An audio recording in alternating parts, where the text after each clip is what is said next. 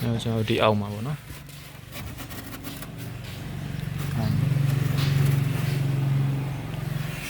မူလီတစ်ခုတက်မယ်ပြီးလို့ရှိရင်ဒီဘက်မှာလည်းအောက်က frame မူလီတစ်ခုတက်မယ်ပေါ့နော်ပြင်တော့ဒီမှာအောက်ကခြေပနှောင်းလေးပါမယ်ပေါ့နော်တွေ့ရခြေတော့စဖူးလေးပြီးသွားလို့ရှိရင်ကျွန်တော်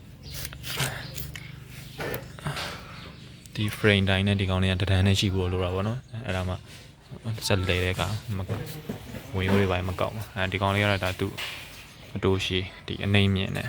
ဒါလေးကိုလျှော်ပြီးတော့စက်ကိုအဲ့အရှိနဲ့အဲ့အရှိနဲ့တိတ်မလွတ်လို့ရှိရင်နည်းနည်းထပ်မြင်လို့ရတယ်ဒီကောင်လေးကိုလျှော်ပြီးတော့ဒီစက်ကိုခေါင်းအပေါ်ဆွဲမလိုက်လို့ရတယ်ဟိုဘက်ကိုလည်းနှစ်ခုတပြေးညီတော့လောက်ရမှာပေါ့နော်နှစ်ခုတပြေးညီတော့